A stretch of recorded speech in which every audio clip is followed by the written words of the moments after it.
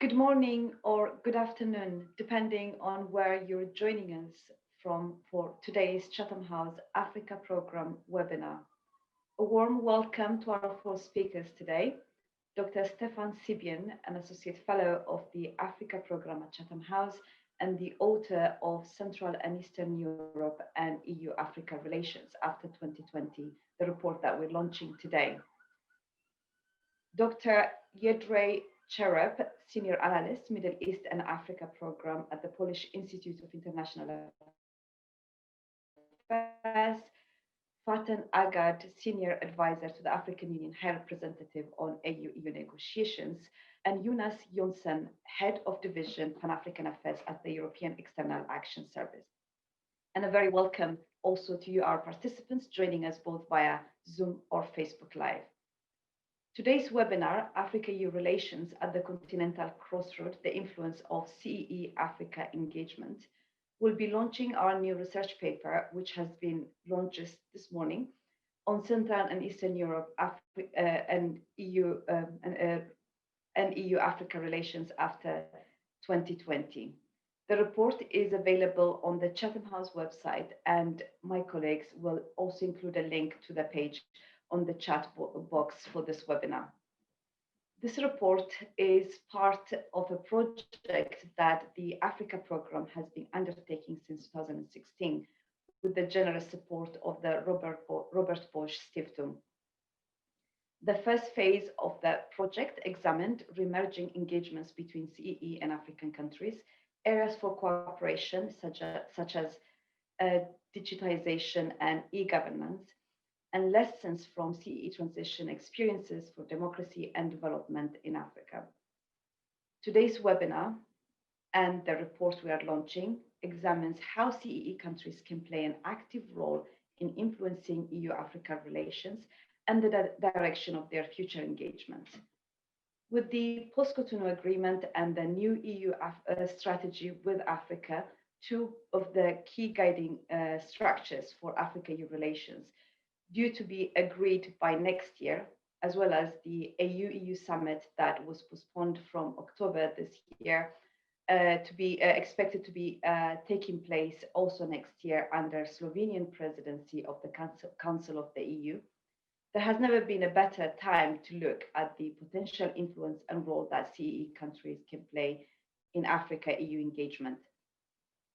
Our panelists will therefore outline how African and CEE countries influence the structure and institutions of Africa-EU relations, and how the long-term landscape for CEE-Africa partnership could prosper through these channels.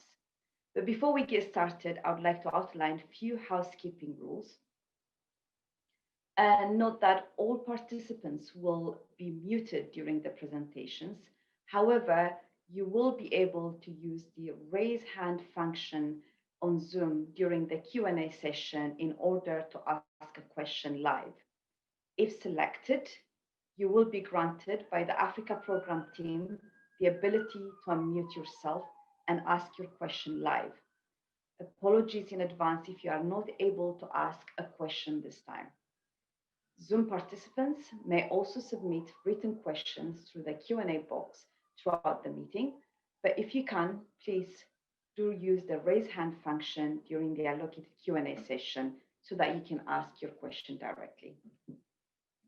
Please also note that this meeting will be on the record. This means that those present may use information from the meeting and may identify the speaker and any other participant. I would also like to remind everyone that filming and recording of this event are not allowed without prior permission from Chatham House.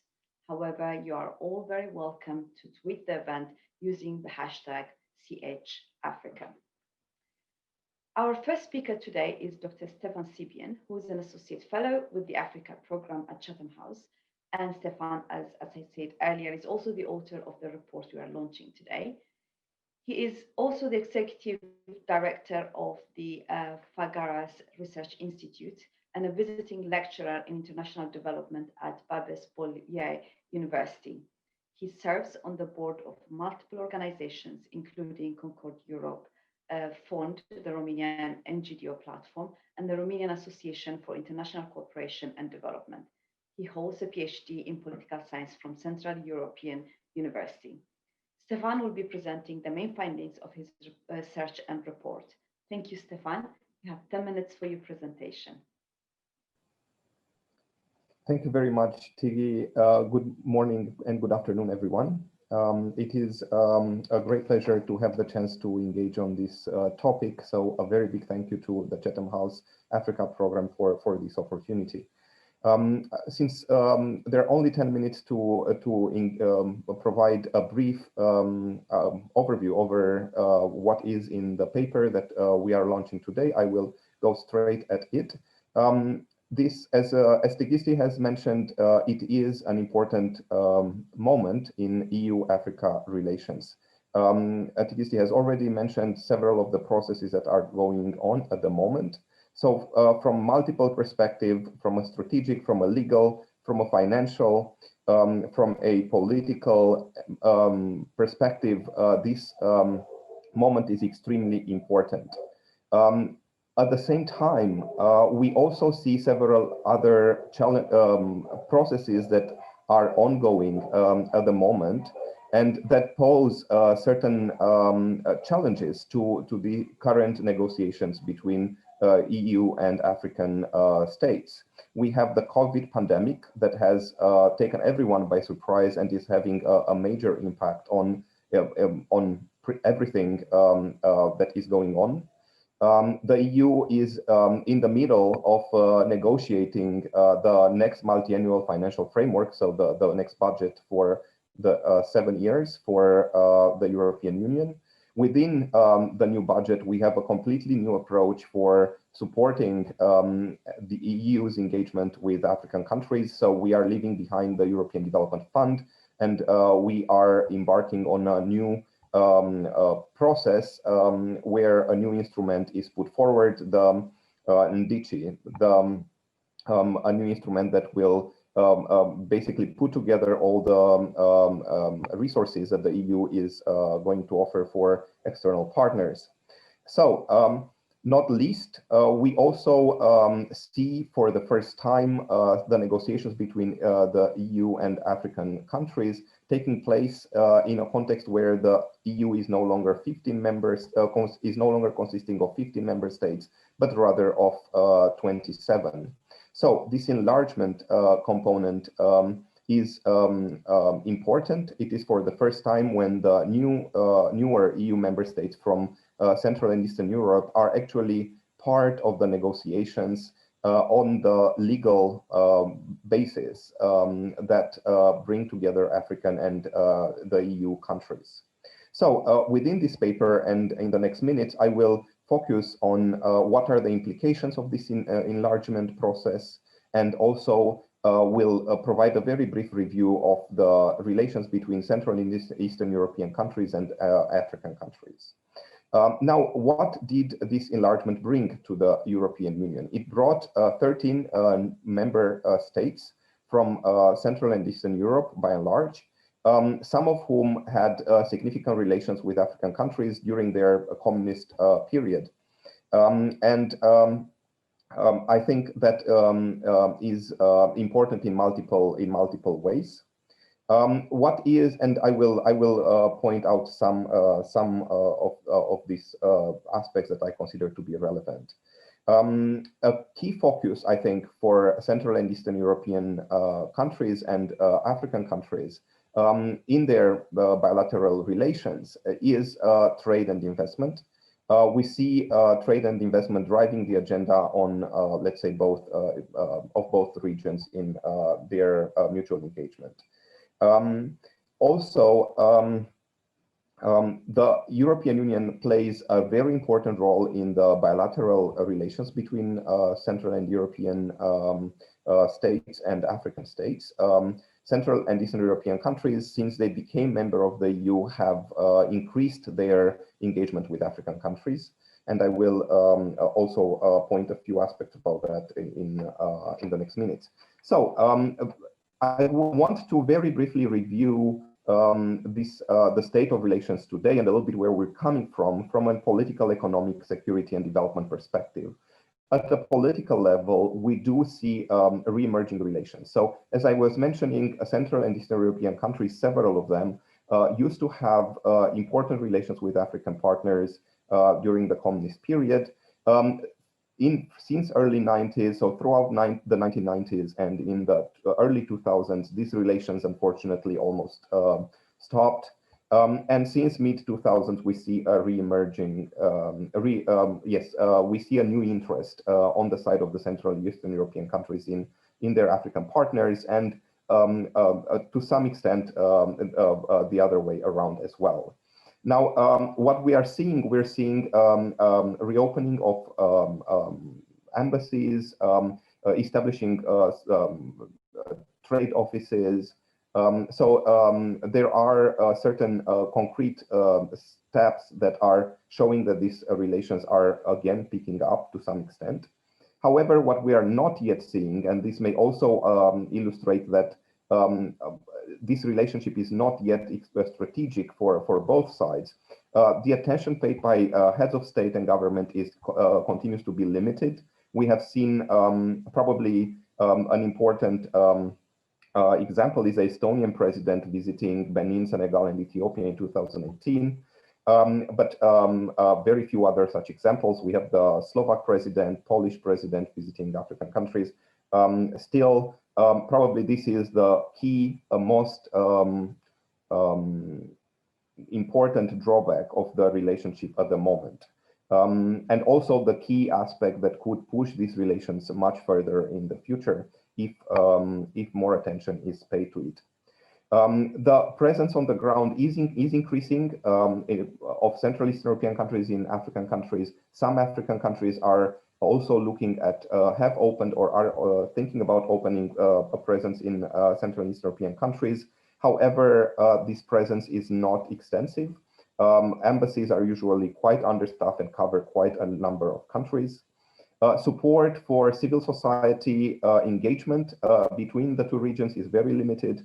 Also, it is important to note that Central and Eastern European civil society and the business sector have very little access because of their level of capacity to EU funds for the relations between Africa and the EU.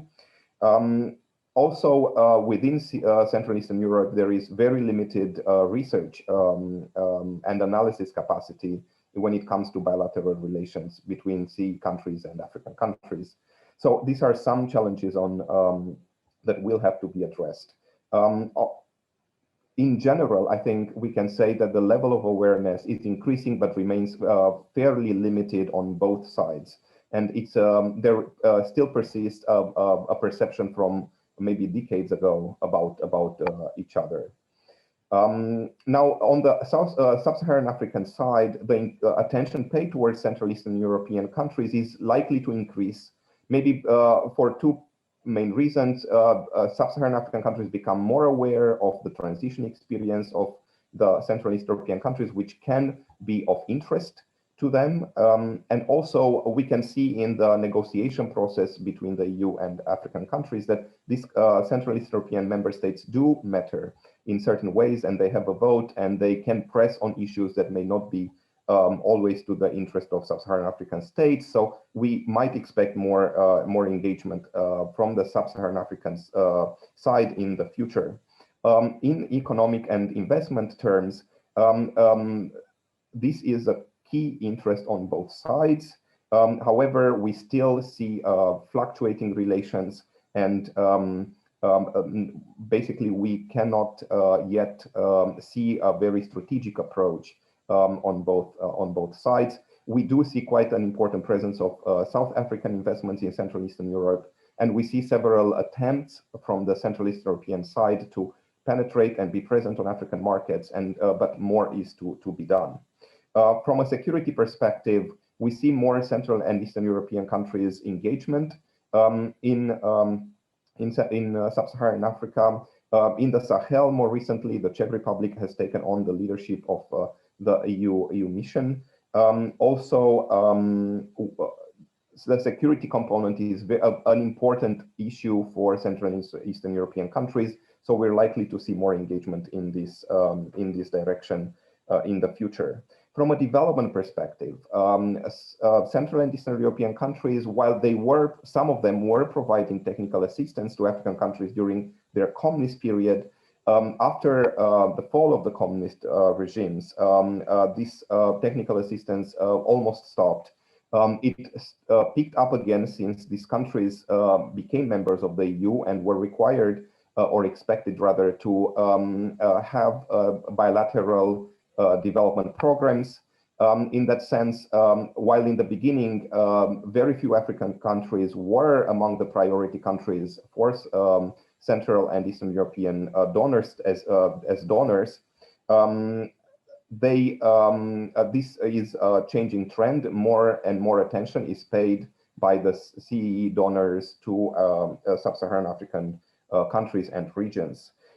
Key points here are the transition experience of Central and Eastern European countries, and maybe a different approach, or let's say, while still significantly shy, if I could call it that way, a different approach in terms of engaging with partner countries. Now, this is a little bit of background on Central and Eastern European countries, sub-Saharan African countries, bilateral relations. What does this mean for the EU and for EU-Africa relations? What we have seen is a call for a different partnership in Africa-EU relations from both sides, from the African and from the EU side. The current Commission is having this as a key focus. Still, we do see that both parts are struggling in terms of finding a way to build a different kind of partnership. It is very likely that the Central and Eastern European countries, member states of the EU, can in fact contribute in this direction if they receive more attention from the EU institutions and from the prominent EU member states on EU-Africa relations. Central and Eastern European countries, as I've already mentioned, have a much more of a focus on equal relations and equal partnership in terms of providing or when providing development assistance. And they also have themselves an experience with being recipients of EU assistance. At the moment, many of the regions in the new EU member states continue to be the top recipients of cohesion funds as well, which also indicate that there are several regions in this part of Europe, and not only, that struggle with challenges that are similar to development challenges, in fact. Basically, besides just coming at the table with a potentially different approach towards or in the relationship with the African partners, that is maybe more based on friendship and more based on equality, rather than an inequality where one part comes with the resources and the other part is simply holding the challenges. Central and Eastern European countries also come at the table, and other parts of the EU as well, with development challenges. In fact, we now have the Sustainable Development Goals that is basically putting everyone in the same basket. We'll look at the same indicators for both developed and developing countries. So this distinction is becoming a little bit a thing of the past. What this means is that we do have here a potential for a different kind of partnership where the EU comes in its relationship with African partners also with these challenges, not only with the assets and with the proposals on how the respective amounts of resources should be used. We're running out of time, Stefan. So if you I would conclude. Thank you very much, Tigisi. I would conclude with one last point that combines two aspects. On the one hand, the transition experience that Central and Eastern European countries have been through since they joined the European Union is a process that belongs to the same extent to the European Union as it belongs to the Central East European countries and also to the Western member states of the European Union. This process would not have happened without the EU and without the Western member states. However, the EU institutions and the Western EU member states are not fully, let's say, appropriating this process. And as a consequence, it cannot represent what it could in the EU's relations with Africa. And to the very final point, we do see challenges also coming from Central Eastern European countries. We do have countries that at the moment push extremely hard on an agenda of migration that is perceived to be challenging, to say the least, and upsetting by probably most African partners. So, while there are certain aspects that can contribute to this relationship, there are also perspectives and political, let's say, priorities that can also bring challenges. And we are in the middle of these challenges, and I'm looking forward to the discussions we will be having in order to explore further these points. So thank you so much, Tikisti. Thank you very much, Stefan, for providing a summary of your research findings. In the interest of time, we'll just move on to straight to our next speaker, who is Dr. Jędrzej Czerep, a senior analyst on Sub-Saharan Africa at the Polish Institute of International Affairs. He has worked with the top Polish foreign policy and security think tanks, as well as international NGOs, multilateral organizations, and media. He was a member of the European Union Election Observation Mission to Malawi in 2019. He researched the evolution of African political systems, relations between states and citizens, soft power, as well as attractiveness and limitations of new partnerships with Africa. Thank you, Jędrzej, for joining us today. You have 10 minutes for your presentation. Thank you very much. Let me start with the point where Stefan concluded, so sharing experience with transitions, which was the mantra of the Central and Eastern European countries for many years. But this is our best experience to share. So Stefan, as you convincingly you write in your paper, this asset has largely lost much of its charm, and it's more and more outdated. But if you look into the region's engagement with the Eastern Partnership, particularly with Ukraine, there are very relevant lessons to be shared. This country has very recently experienced a revolution that changed the government, but didn't uproot the corruption or oligarchic networks, but still succeeded in solidifying the civil society by building a truly active citizenry and specifically by turning the protest movement into a network of watchdog institutions that constantly demand keeping standards. When I shared materials on Ukraine with Sudanese activists, they found it very relevant to their situation and thinking about what would eventually be left from the End SARS movement in Nigeria. I see a lot of useful know-how to share. When you write about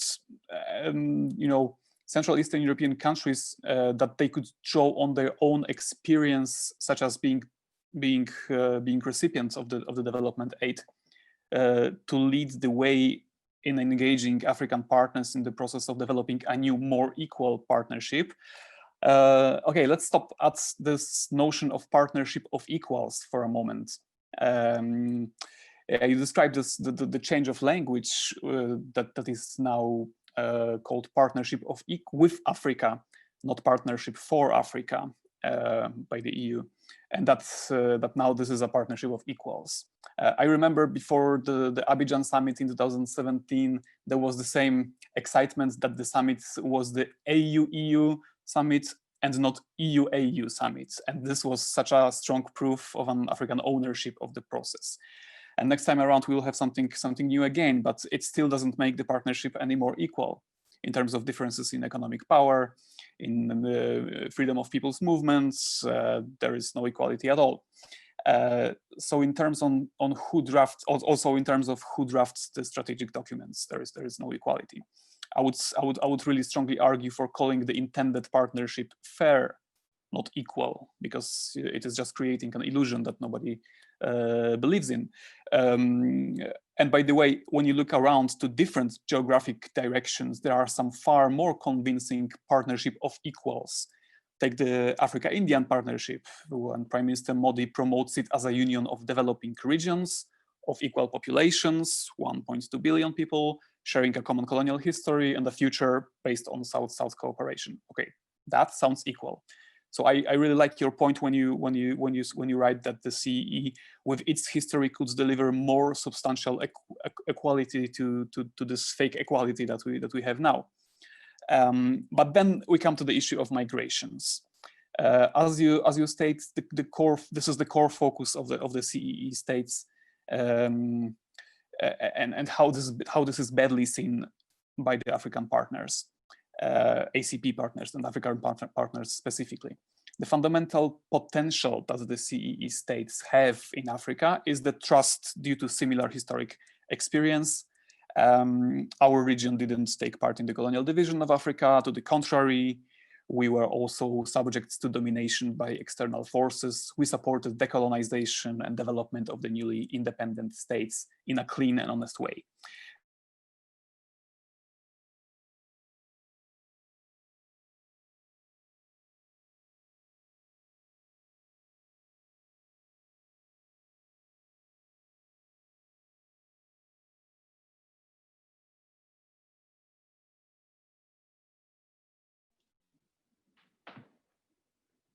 We seem to have lost Yadre. Might be a connection problem. We might have to just move on to our next speaker, and Faten Agat, who is a senior advisor to the AU High Representative on future relations with the European Union. She previously served in different capacities, including as an associate at the Mandeleo Group in Cape Town, a consultant to the AU Commission on the AU reforms, and an advisor to the Africa Forum under the leadership of former President Joaquim Chissano of Mozambique. She also worked for several think tanks in Africa and in Europe, and is a member of the editorial board of the South African Journal of International Affairs. Thank you very much, Faten, for taking the time to join us this morning. And yeah, over to you, for your 10 minutes presentation. Thank you very much to Lucy. I hope that you can hear me, and thanks again to Chatham House for the invitation. I will focus my input on I would say three, 4 points. Starting perhaps with the question that on which we just lost our previous speaker, being that of migration. The focus of the, when we often hear about the engagement of CEE countries in Europe-Africa relations, our thinking, because of the dynamics, goes immediately to the issue of migration. We've seen some countries, for instance, block the initial mandate that was supposed to be given to the, that was eventually given to the European Commission with respect to the negotiations with the Africa, Caribbean, Pacific group over migration conditionality. We see that also increasingly shaping the discussion on the EU new pact on migration, and let's see how that discussion progresses. And so when migration has tended to dominate the discussion when it came to the role of CEE countries, even though I think it's important to emphasize that migration continues to be as much of an internal European issue that is simply being projected to its external action. So unless that is addressed internally within the EU, it would be very difficult to have a discussion with the EU having a credible standpoint when it comes to external relations. So I think that discussion will be with us for some time. But what's important to highlight is that CEE countries, in fact, do have the potential. If we look at the engagement that they have with Africa, that African countries and investors have with them, the region holds the potential to help us navigate this the tensions and potentially try and rebalance the narrative a little bit. Now, why am I saying this? The region has been attracting increasingly African investors. One of the early cases is in 2014, where M-Pesa, the mobile money system that is widely used in East Africa, announced its expansion to Eastern Europe. Now, the Eastern European market is seen as one that is comparable to the African market, and where technologies that have been developed on the African continent may be useful in the Eastern European market. So M-Pesa was one of the first ones to announce its expansion. They started with Romania, and they have been expanding since then. We often talk about South Africa's investors in the property market in Eastern Europe, and it's a significant investment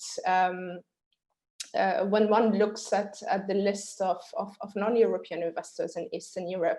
South African investors in property markets are widely present in countries such as Poland, Romania, Slovakia, the Czech Republic.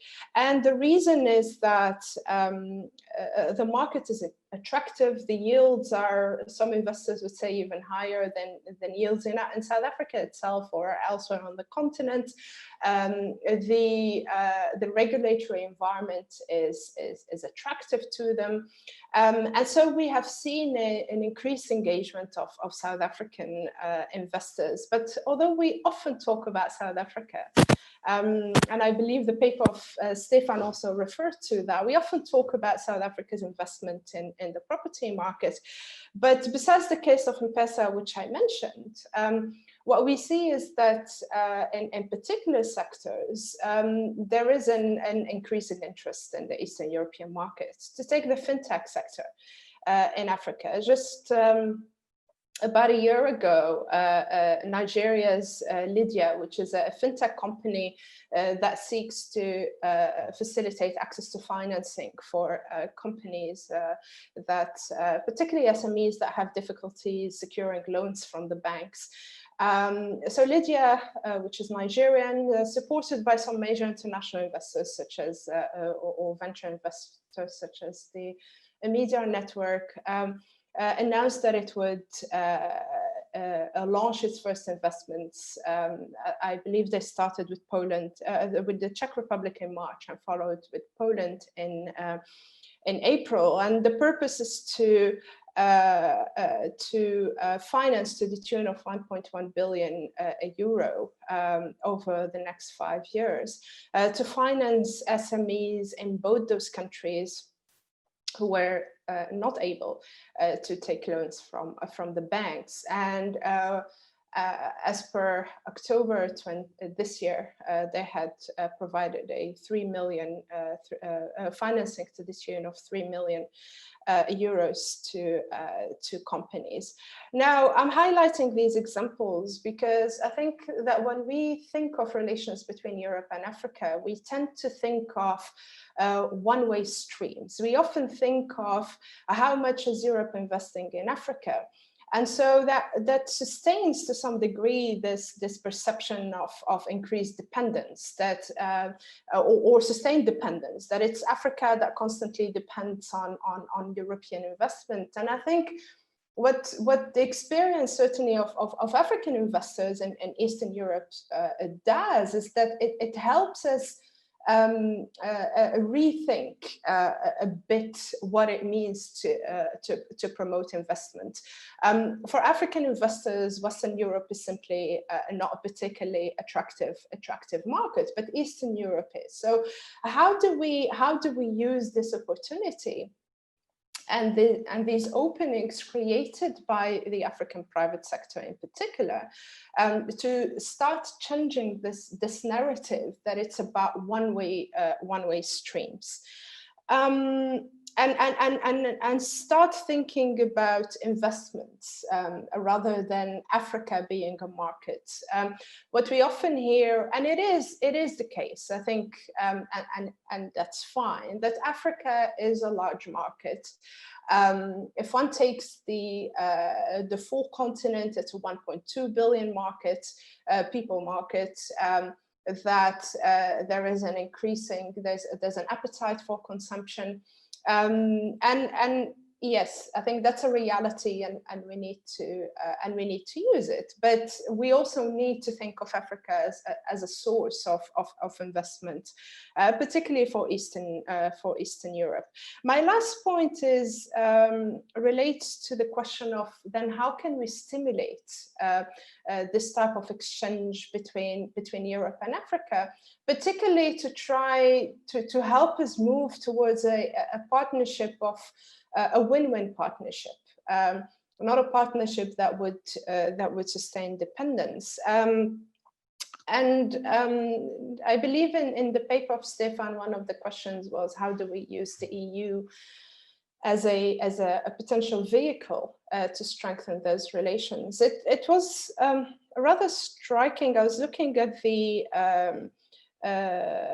guarantees that were provided by the EU, for instance, within the context of the European Investment Fund, the investment plan, that I believe the 4 or 5 last guarantees, in fact, all of the guarantees, I think there were a few more than that, largely focused on Western European beneficiaries. And so the question is, can that be extended to Eastern European beneficiaries? But I think we need to think a bit more globally about how to stimulate these type of positive engagement, I would say, facilitated by investors, largely in the private sector, and to look at spaces that could be created through agreements that go beyond this transaction of north-south, but one that potentially can collectively benefit whoever is interested to move in whichever direction, north-south or south-north, to try and stimulate and build on the trend that we are seeing at the moment. I think looking ahead, this poses then a huge challenge. Again, we've been insisting that on the EU side through our engagement that there's an urgency, and more, and now even more than before, there's an urgency to shift and to move away from the classical ways of cooperation.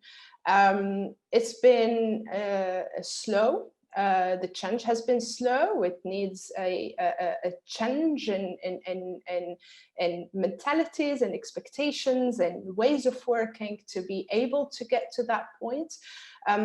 But we can't afford that complacency anymore. So the urgency to shift the relationship and shift gears is there, and hopefully the next summit will be an opportunity to help us capitalize even more on some of these positive trends that we're seeing.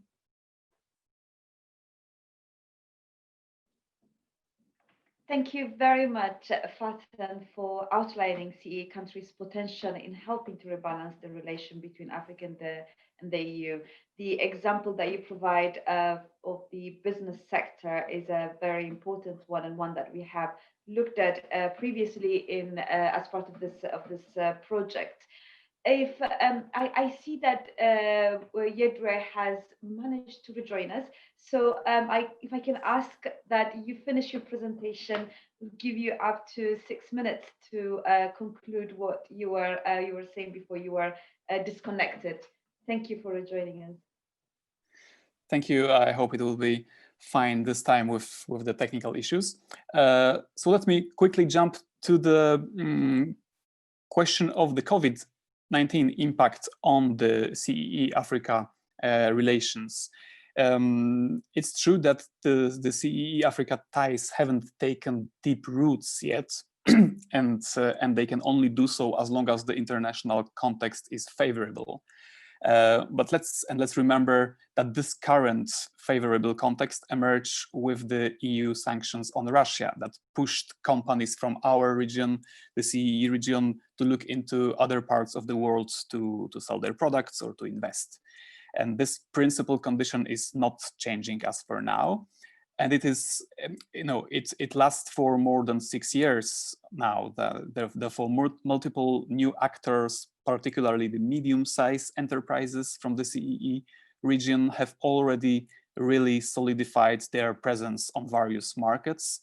And I'm quite confident they are there to stay and would get back to business once the COVID is under control, even if Russia opens up again. And this commercial movement is, of course, bringing other dimensions with it.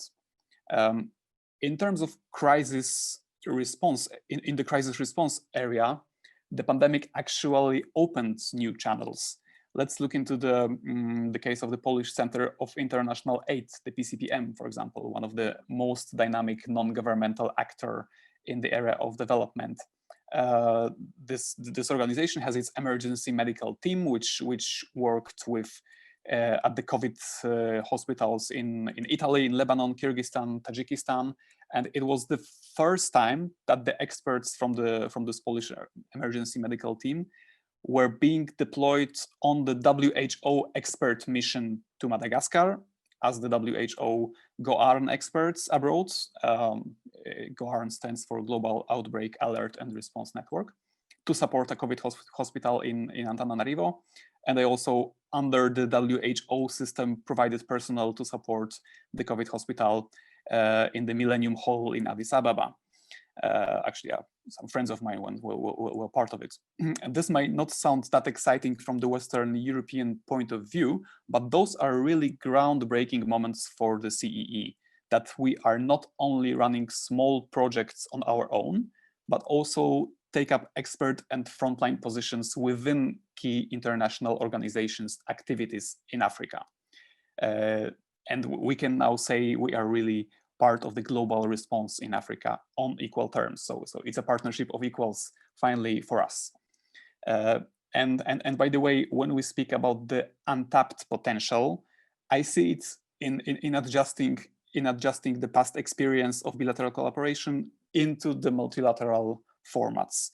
The latest low-cost invasion in East Africa, I mean, if it happened 40 years ago, Polish and Bulgarian teams of agro flights which were permanently based in the region would do the job before anyone noticed. And this experience of 40 years presence in the region is not gone, and it can be used again within the framework of the FAO, for example, or the Desert Locust Control Organization for Eastern Africa, and others. And maybe the final point would be that what Stefan wrote in his paper, that about the draft EU strategy with Africa that was presented in March, that the CEE countries remained quite passive at that point of drafting it. But one must remember that there is another less publicized guiding document on the EU side, which is the EU Council's conclusions on Africa, adopted in June, which modified the draft strategy's approach. And our region played a role in writing it. For example, it was the Polish delegation specifically that, upon its initiative, the following passage was added. further potential lies in scaling up of exchange programs, student and researchers mobility, education and scientific partnerships, scholarships, connectivity, twinning activities, and the promotion of cultural exchanges, intercultural dialogue, and linguistic diversity. So this little chapter was the CEE input into the key guiding document for the EU negotiations process.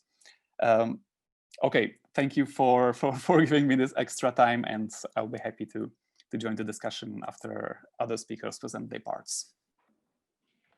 Thank you very much, Jedrzej. We will now move on to our final speaker, who's Eunice Younsen, Head of Division for Pan-African Affairs in the Africa Department in the European External Action Service. He has previously been in charge of multilateral relations, covering the United Nations and Council of Europe. Prior to this, as an EU official since 2004, he has served as head of the Western Balkans unit in the EU General Secretariat. He went to Brussels in 1999 to work for the permanent representation of Sweden, notably on the negotiations and preparations of the 2004 accession of new member states. He chairs the Council Working Party on Central Europe during the first Swedish presidency of the EU in 2001. Thank you once again, Eunice, for joining us for this discussion. We have, of course, heard how CEE member states can play an important role in Africa-EU relations, and that their history of partnership and transition experience, something that African countries see as relevant to their development efforts, has a potential for becoming a catalyst for supporting the equal partnership that both regions are aspiring to build. So do you think the EU can capitalize from this opportunity, and can EU institutions and member states draw the CEE experience to strengthen the Africa-EU partnership? Over to you. Thank you very much.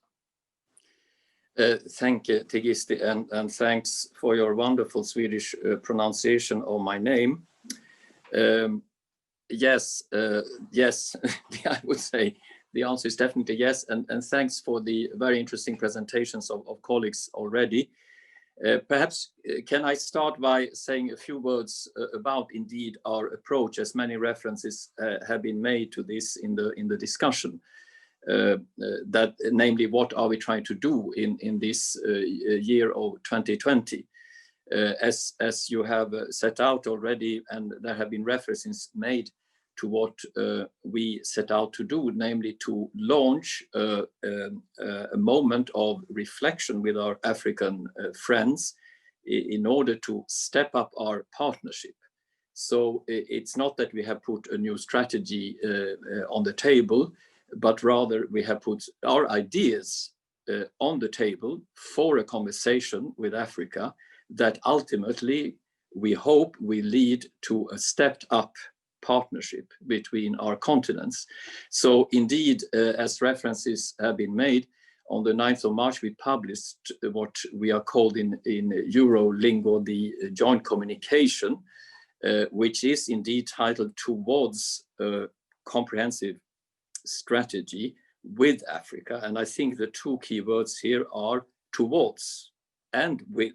With have already been mentioned in the discussion, but towards is very important, because indeed in this communication, and we can talk more about it, we presented 5 partnerships: green transition, digital transformation, sustainable growth, peace and security and governance, and mobility.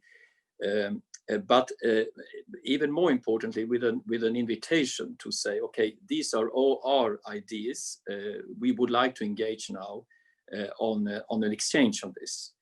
And this has been echoed, as has also been pointed out by the Council, our 27 member states, in the Council conclusions of the 30th of June. And now in October, 15th, 16th of October, the European Council also agreed conclusions on this idea of stepping up our partnership. And I think it's very important that this is indeed contains ideas on the issues, obviously, But I think what is also very important, and as many of you have said, it's also how we do things. And I would personally say that this is really key.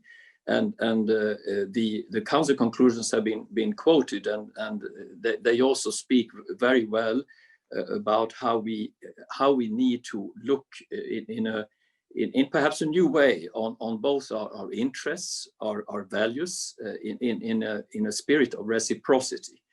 So I'm not sure we have actually used the notion very much of necessarily equal partnership. But what we want to stress is that we want to come to the table in a frank discussion, put on the table what is it we would like to do together, where do we come from, and what are our interests, what are our values, and then try to see what is the joint way forward. And I think that's really what I would like to stress about where we want to go. And there, of course, obviously, all the different experiences of all our 27 member states will be very important. And also to stress that what is very important is the initiatives put on the table by Africa and by the African Union, Agenda 2063, silencing the guns. And of course, in this year, we had COVID-19 that hit us, and that have completely changed the context of the exercise. We can discuss more about it. Also, by the way, as it has been referred to, of the ongoing post-Cotonou negotiations, which is of course another momentous process where we hope to land an agreement very soon with not only Africa but with the ACP countries. And of course, all of this all of this is now taking place in this completely new context of COVID. But we would argue it has not changed the importance of this exercise, and I believe this is also echoed by our African friends. The issues we put on the table, especially if we look at recovery, building back once that time comes from the crisis we are facing, these what we believe we put on the table will be even more important. We can speak more about EU's specific responses to COVID, but I think we might want to come back to that in the discussion for the sake of time. But I think it's very important there again that we have really taken note and been impressed by AU's own initiative in this crisis, both formulating its strategy, appointing special envoys, engaging in G20 on debt relief. And all of this, I think, is also input for this conversation that we wanted to strike up. And COVID paradoxically has given us more time because, as you have pointed out, it has delayed the meeting points between the continents, but it hasn't stopped. And indeed, we are trying to intensify the outreach in order to keep up the dialogue on the way ahead. So we are also in the midst of concluding the MFF and of course developing the new instruments for the coming years. And Vicky has been mentioned, the European Peace Facility. So all of this will also be very important when we can come to the meeting points and where we hope to define a stepped up new engagement from both sides. I think what has been said, perhaps just a few words, because I'm rather happy we can engage in a discussion. Of course, my point of departure is that as the External Action Service, and indeed as EU officials, we are indeed trying to define a policy for the whole European Union, where we try to take into account all 27 member states' individual interests, background, parameters. And I would not necessarily like to divide the EU into an East and a West. I mean, there are certainly areas where groups of countries will converge, but that is not necessarily between East Europe and West Europe, or new member states and old member states. That depends a bit on the issues. And I wouldn't like to, and we have 27 member states sitting indeed around the table. And as has been said already, I think our experience is that, of course, there are various levels of interest, and it's normal that in the EU, some interests are more focused on particular regions than on others. That has to do with where we come from. I can speak definitely as a former Swedish official that we would have our specific interests. But of course, when you sit around the table in the council, you have to take an interest in everything. I mean, that's part of the whole project. So of course we can hear, and I would argue that it is happening. We hear from all member states also on Africa. Of course, various nuances, various levels of engagement, but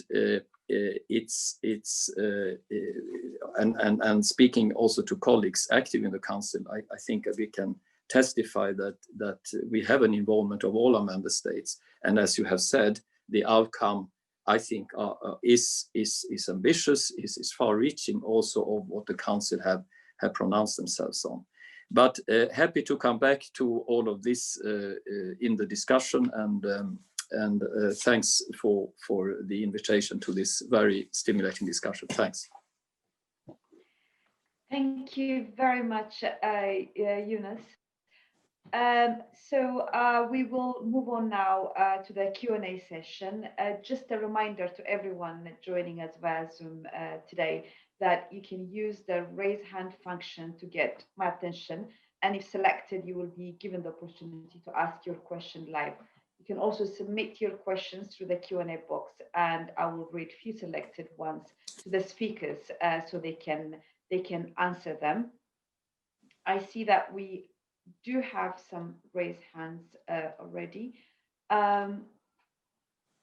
So Marek Rohr, if one of my colleagues could give Marek the opportunity to speak.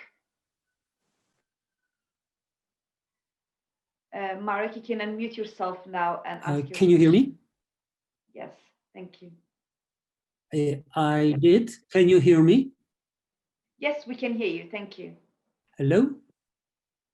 Yes, we can hear you, well, Marek. Do you allow me? Thank you very much. I hope you will allow me, instead of asking question, to just fill a few gaps in what the previous speakers said. I'm at the moment speaking from Nairobi, and it shows me that my line is very unstable. I'm the ambassador of the Polish People's Republic. Oh, sorry. Oh gosh, that used to be a communist name for my country, of Republic of Poland. I've been ambassador to various other countries like Angola, DRC, etc. And before I was for almost 10 years African expert for world.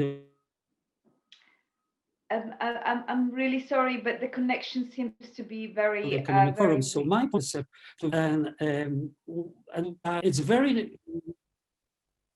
I know. Can you hear me at all? Yeah, if you have a question, please to ask your question quickly. Sorry, maybe.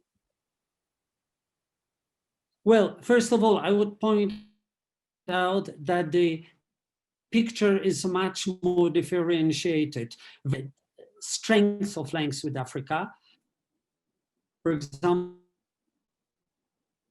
Poland. links were much more stronger.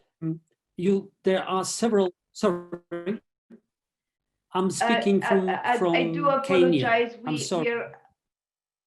Yeah, I do understand. I'm really sorry, but I don't think that we're not able to hear you properly. So if you have any question, please do type it in the Q&A box, and I will be happy to read it on your behalf. So we'll therefore move on to the next question.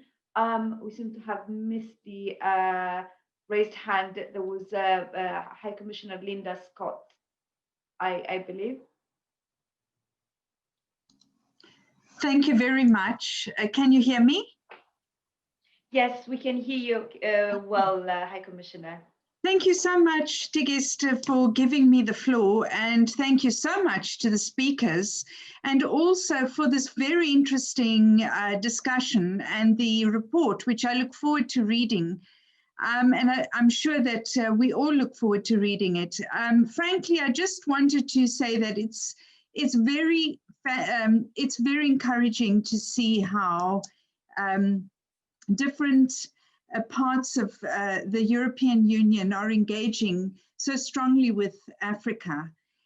For too long, and I do remember going back to the negotiations for the Cotonou Agreement, how unpleasant it ended when there was this focus on partnership of equals. In many senses, Namibia completely disagreed with that.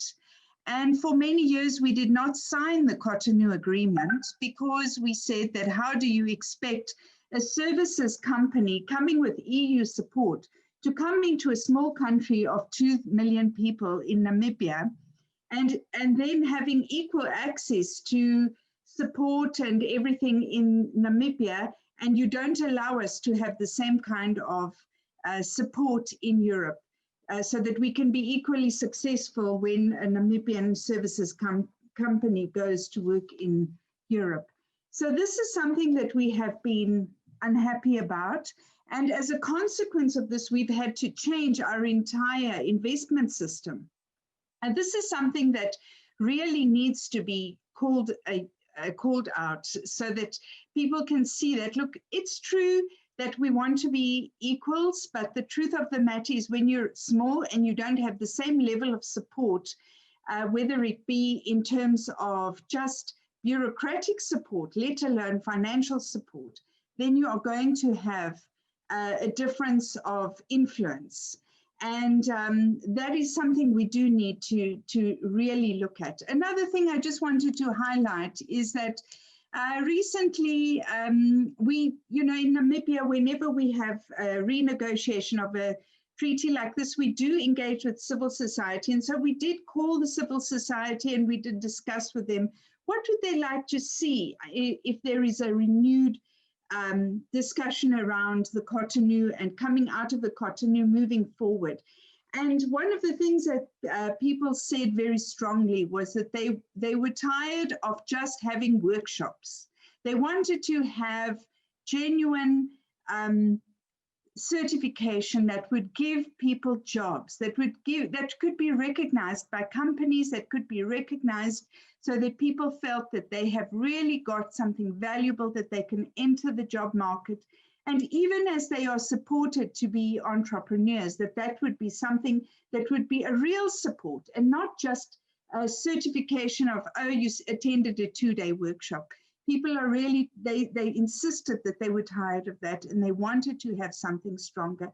So I would just love to hear from the presenters, possibly Dr. Sibian and others, how they see these kind of questions being addressed going forward. And thank you to everybody once again for this very interesting discussion.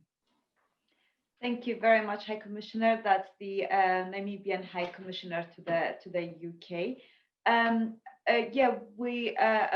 want to add one question that came through the Q&A box to that. That's from Jim Dutton, who I believe is joining us from Kenya as well.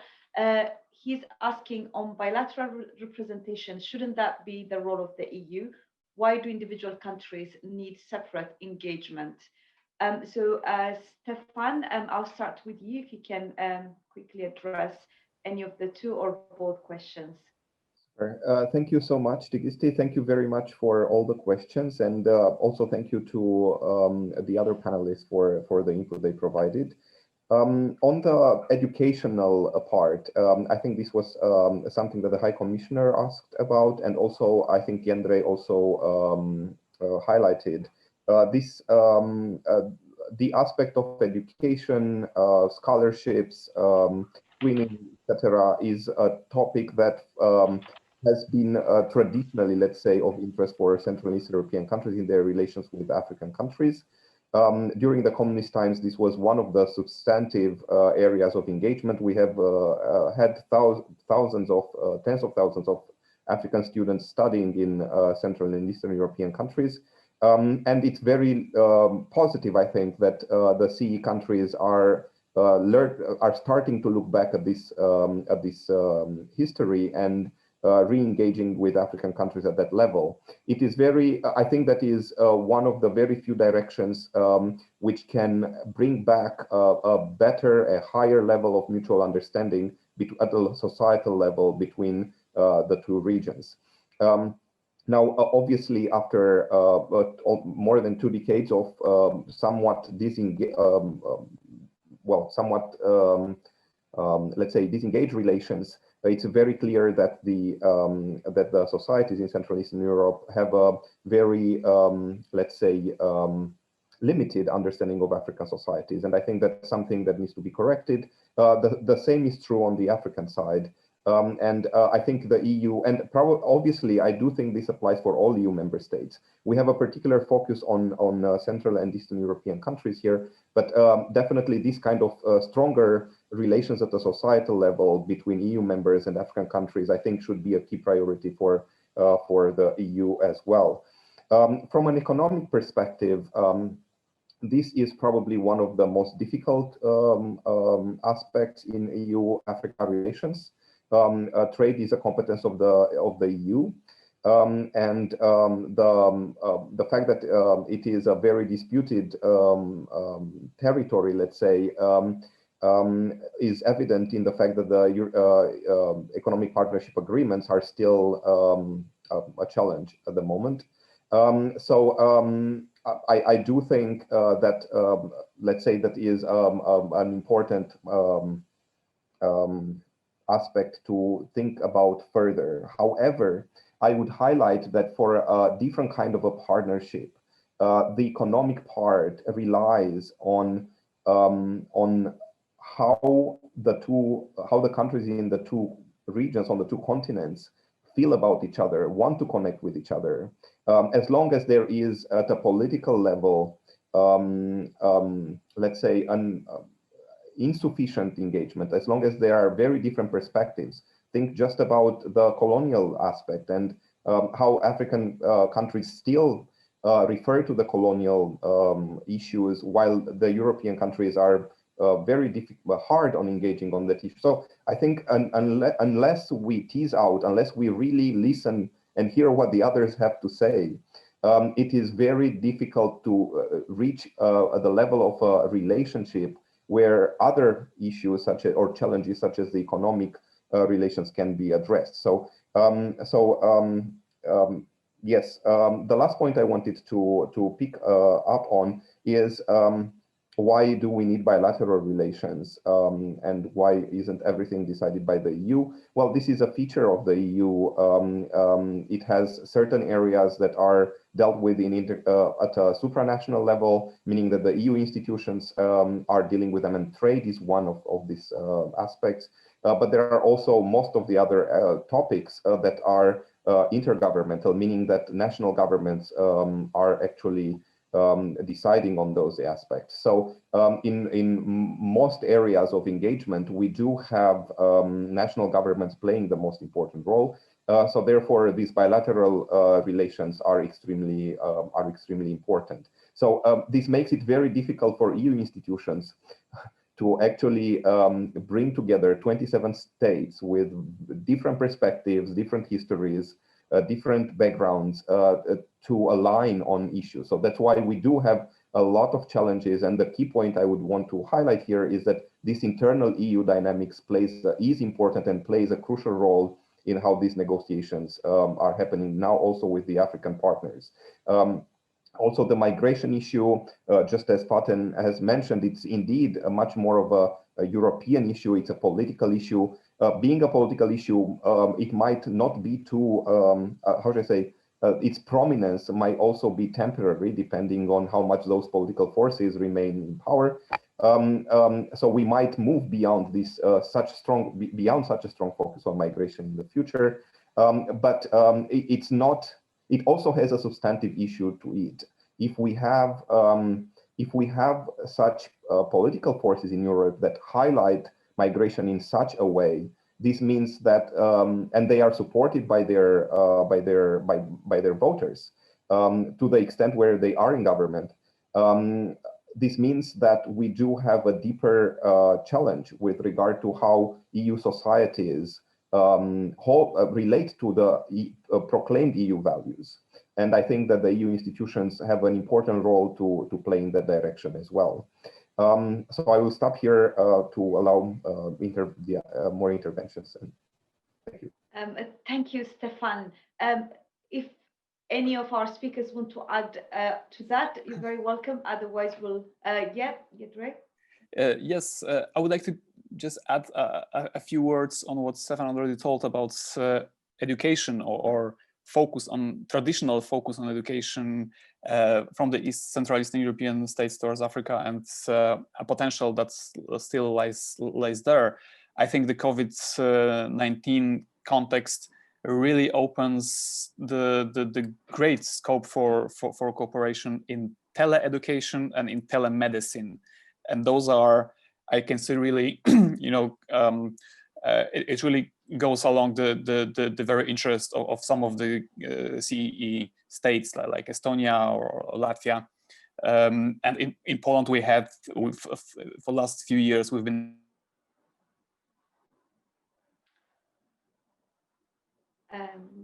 we seem to have, I think Jędrzej has disconnected again. So I will move on to another set of questions. So the next person, if I can ask for someone to unmute Paul Melly, please.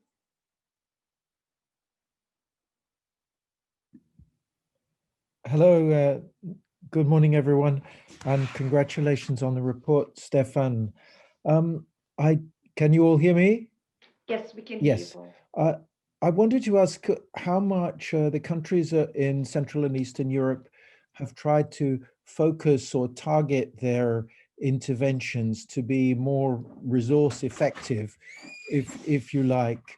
For example, we've seen in countries such as Ireland, for example, or Luxembourg, where obviously they have limited capacity, that by targeting what they do on a specific number of African partners or a specific region where they have special expertise, they can then make a big impact.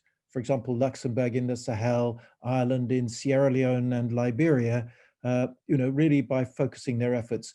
Are we seeing countries in Central and Eastern Europe doing that? Or also, for example, discussing about sharing embassy premises so that they establish a joint embassy or at least a joint building for several of them? Thank you very much. Thank you, Paul. I will take a question from Shiho Yoshida next.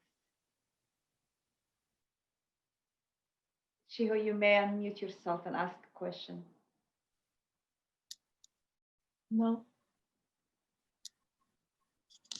No, I didn't. Hello?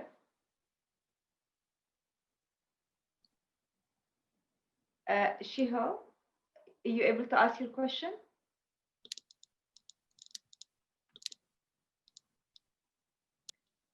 I'll take a question from Bob Dewar in that case.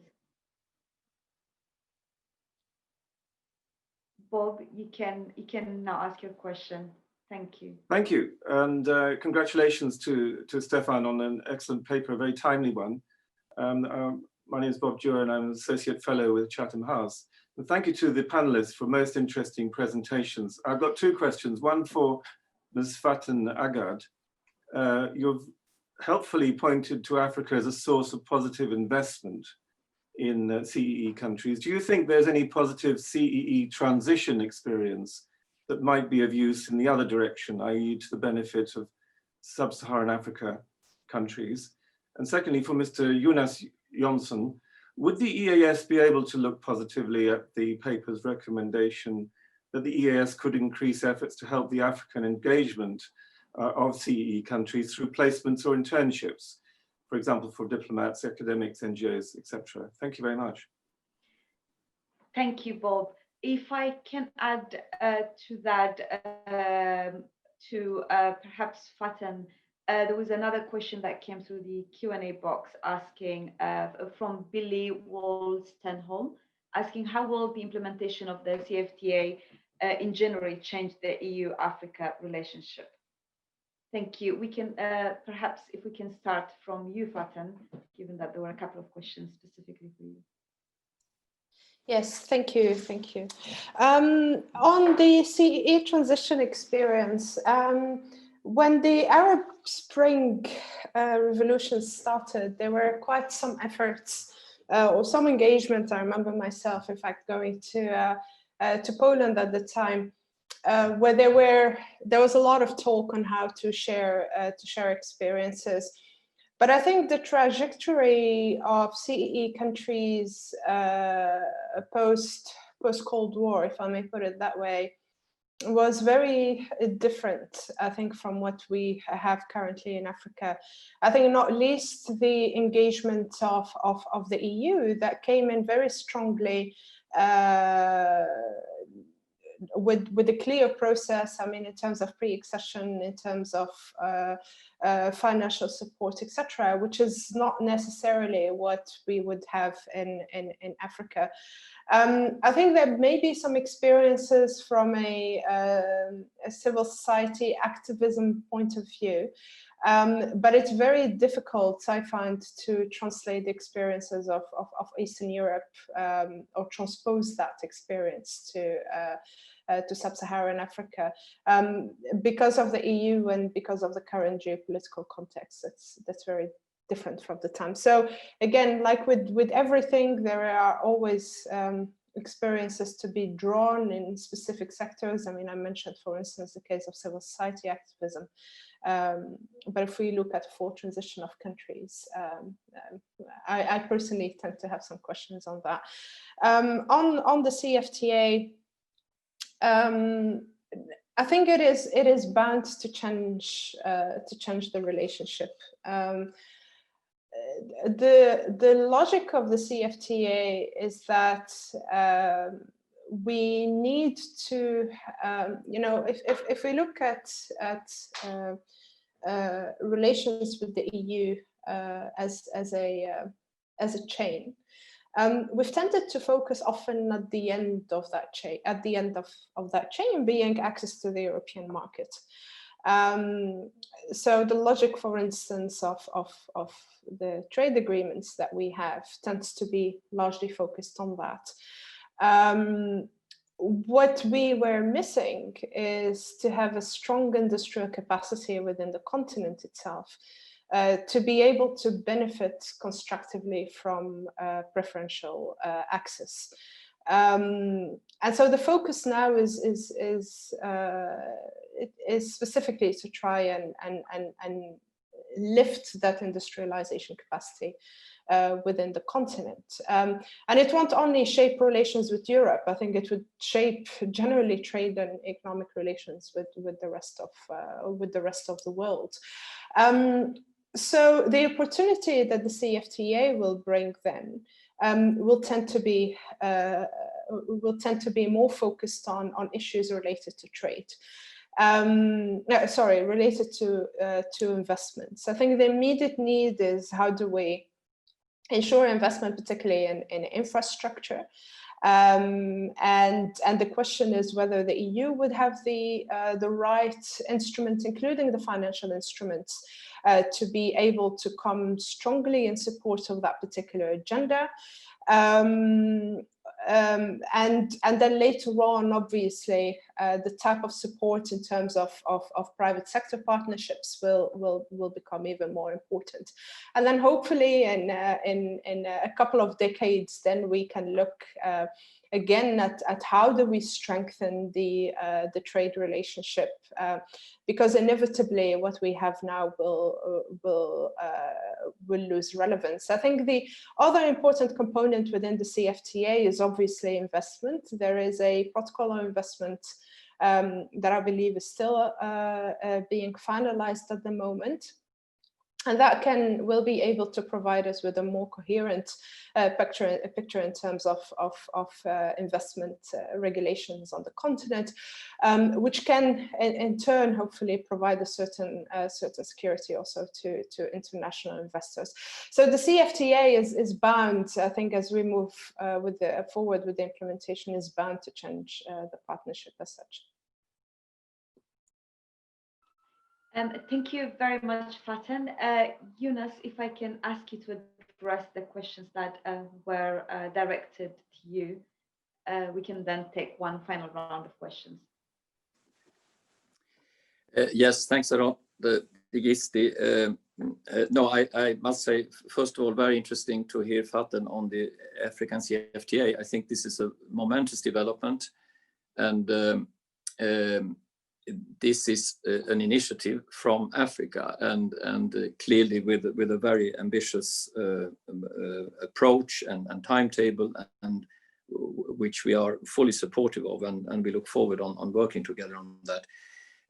When it comes to drawing on the specific experience from Central and Eastern Europe, by all means. But again, I want to stress that we are developing a policy for the whole of the European Union, and of course, in that policy, we want to draw on an individual member states' experience, and certainly the whole idea of exchange programs. I mean, we are supporting that. There's the Erasmus Plus program. There is vocational training, but I think certainly when we now look at the next, let's say, programming period, the whole idea of twinning experiences, of exchanges. And through that also drawing on particular experiences from countries in Central and Eastern Europe, absolutely by all means. But I think we have to look at this on a case-by-case basis and where it's valuable. And while I have the floor also to comment on the representation, I mean, the EU's delegations on the ground, including in Africa, of course, they ensure the external representation of the policies that are agreed by the European Union, be that the institutions, in the Council.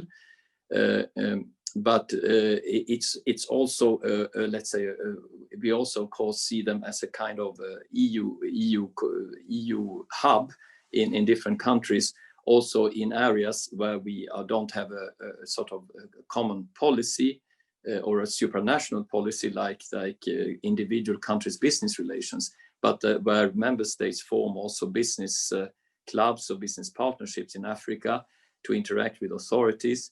So I want to stress that, you know, in different constellations, we want to stress, and also through the Team Europe approach as a reply and response to COVID, we want to act together collectively as the European Union, with the member states, with institutions, with the representation on the ground.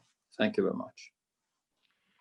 Thank you very much, Eunice. We will take a quick final round of questions. If you can please unmute Maurice Mateke. Good morning, everybody. Good morning, Maurice. Thank you. Thank you. My question is for Ms. Faten Agad. I want to know which roles do Western European countries play in the ongoing Cotonou Agreement negotiations. We know that many European countries, especially Eastern European countries, don't have strong relations with many Caribbean and Pacific countries. So I want to know which role do they play? Thank you, Maurice. I'll take the next question from Henry Pierre Kubaka. Hi, Tigis. Thank you very much. Congratulations for holding this panel. Doing research in Africa on migration, I hear a lot from African youth that I interview that the lack of perspectives and the lack of sustainable solutions are clear drivers of migration for them, for them anyways. So my question is, how did we get to the point where, despite decades of partnership and despite all the money that's injected into the continent, we still see African youths trying to migrate to Europe through horrible and horrendous trips? Thank you very much for taking my question. Thank you, Henry. I will take the next question from Nick Westcott. Hi, Nick Westcott here, formerly of the EAS. I think the Central European contribution to EU policy on Africa is very important because it brings a different perspective, unencumbered by the shadow of colonialism. And there is a tendency in Africa to see Europe as only the old former colonial powers and not a lot of countries that became de facto independent more recently than they did. So it's very important that ingredient is passed in. But there is a hole in that connection between Eastern European countries. If you go to Addis Ababa, you will find old taxi drivers who speak Polish because they trained there. But then there was a cutoff, and very few young African people have any experience of Eastern Europe. And the apparent hostility of some Central European countries to migration policies means that they're not necessarily seen as African friends. So what steps can the Central European countries take to engage actively in this, but also to encourage the movement of people between Africa and their own countries? Thank you. Thank you very much, Nick. I'll take a final question from Margus Rava.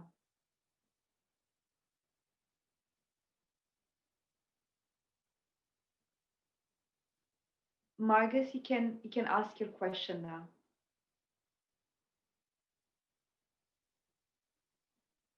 Okay, so in that case, we'll move on to the final question that I will take from Tampi Nagarjuna.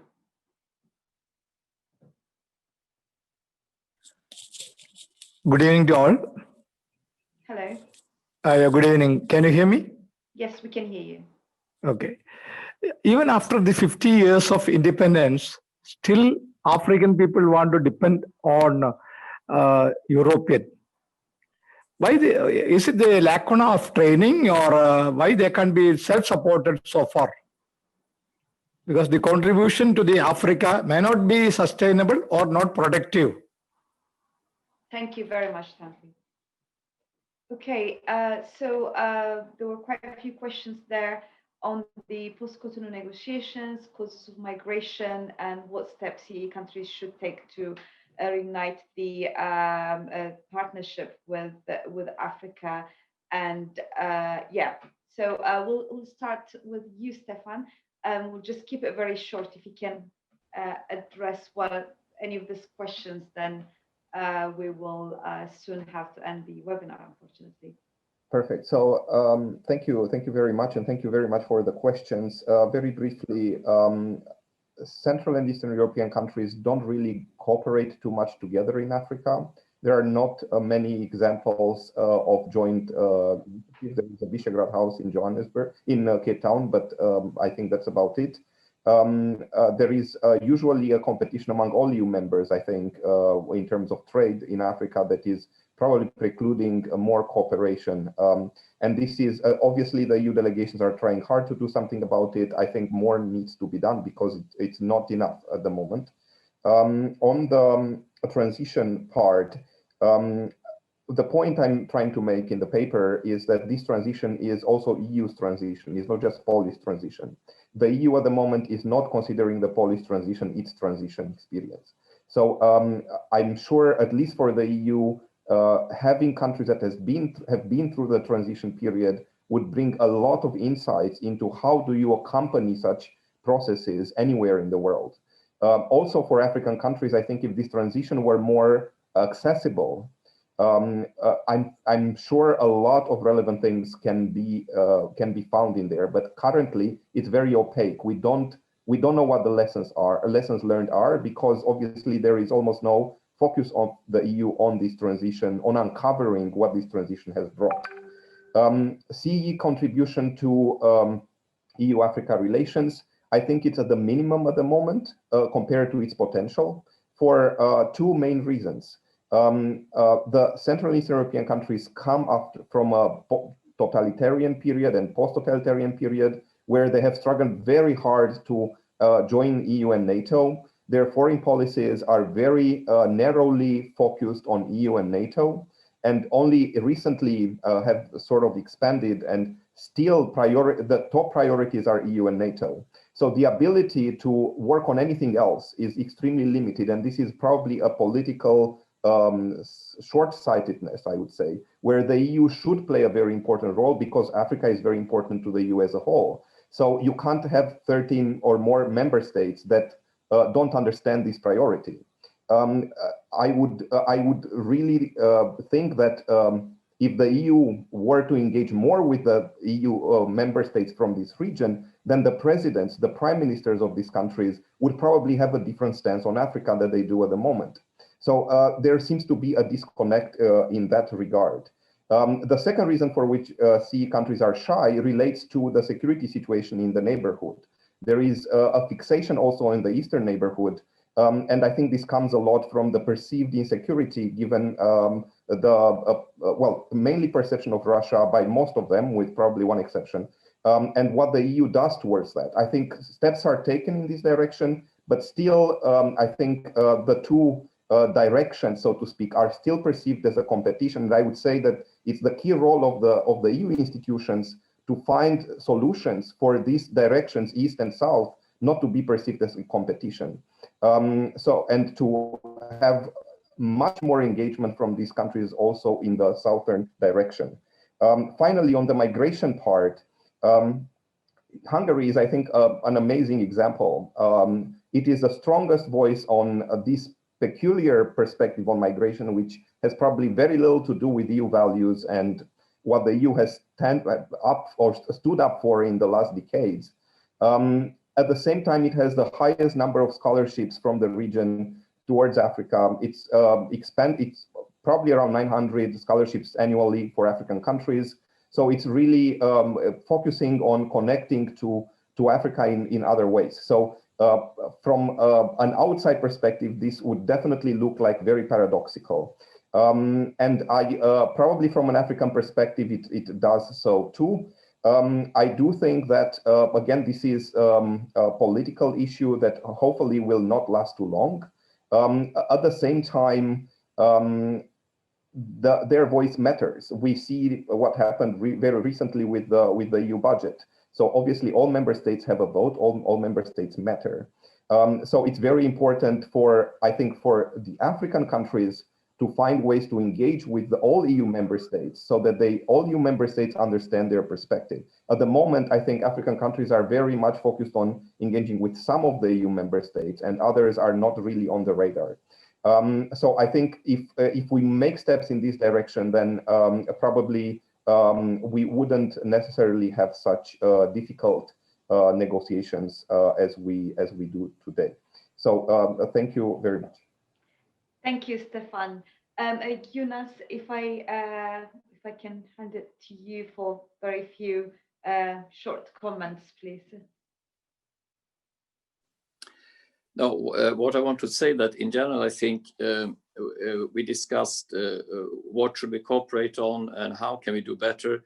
I think we could also usefully spend some time on the question of who, because the whole architecture between Africa and Europe, I think we could indeed, and this is again not only about Central and Eastern Europe, it's about the whole of Europe. How can we work better together, because we tend to focus naturally on the summits every 3 years. Between these summits, the preparations and the follow-up, I think there we could have more, we could develop the cooperation, not necessarily putting up new bureaucratic structures, but we could find the ways of working both between at the official level, but also at the civil society level to have a more systematic and structured follow-up. And I think there again, yes, we should draw on all experiences. I am a slightly less sort of, I don't fully share this picture of a marginalized Central and Eastern Europe in the European Union in the context of Africa. We have 27 member states around the table in the Council, in the European Council. We have commissioners from all member states. Almost the whole European Commission was in Africa earlier this year. Many of these commissioners are leading very active policies on Africa in the line DGs. But we can, as always, discuss whether the glass is half empty or half full. And it's a very interesting discussion. I think we need to continue it. Your paper is just out, and I'm sure there will be many occasions to do so. On migration, it's obviously so that we can only move forward with a holistic approach of a give and take. And of course, it's in the nature of multilateralism or multilateral cooperation that if you want to get out something out of the system, you also have to contribute. And that's where we are. It's a challenging one, but as Stefan says, I also think that over time, this need to give and take, I think, I hope, but I also think that ultimately it must prevail. Thank you very much. Thank you very much. Not sure if your connection is holding now yet, Ray, if you wanted to add a few words. Yeah, I would like to follow up a little bit on what Stefan told about the Central Eastern European focus on Russia or on the East, and how that is it really hindering the potential for more CEE engagements with Africa? I would argue, because if you look at the infosphere and the experience that we have with countering the Russian disinformation, for example, this is also a major EU challenge in Africa right now. Take Mali, take Niger, which are the key partners for the EU, and where Russia is actively trying to undermine the perception, the positive perception of the EU, or work towards presenting the EU as as an enemy.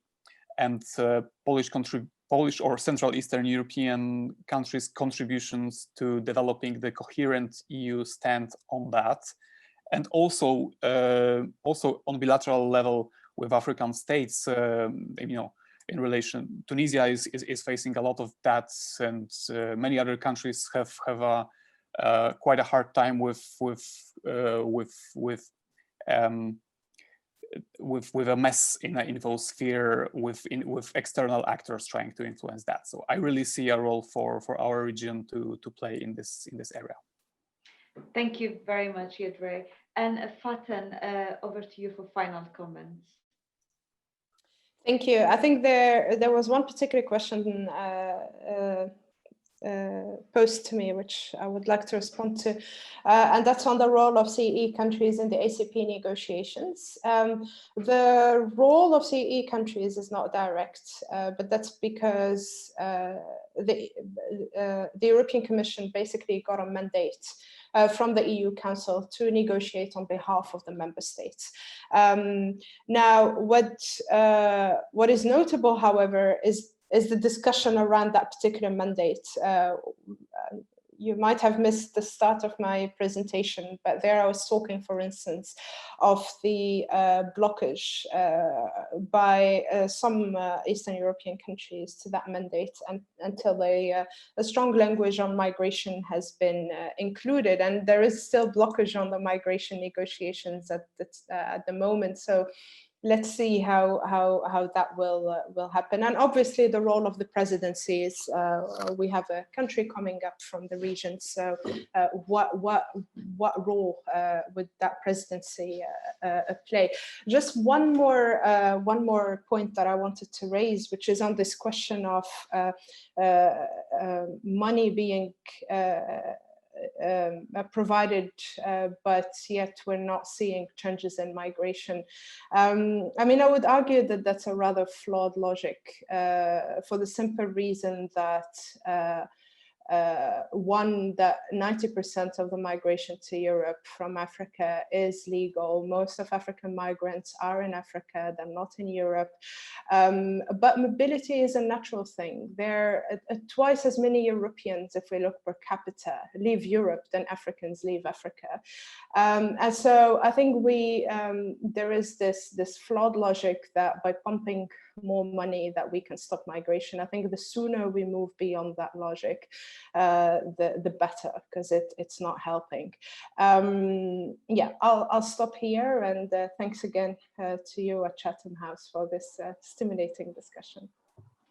Thank you very much, Faten. Unfortunately, this is all the time that we have for today. Thank you very much, first of all, to all our speakers for spending the last 90 minutes plus for all your presentation and for answering to a whole wide range of questions. We're very grateful for your contributions. Thank you also to our participants, both those that have joined us via Zoom and those who watch the live stream on Facebook. A reminder that the new report is available on our website. You can follow the link that's in the chat box to access it. We hope to see you all very soon, either at one of our upcoming webinars or for our regular events at our institutes when we finally host this kind of discussions in person. Thank you very much and have a wonderful day.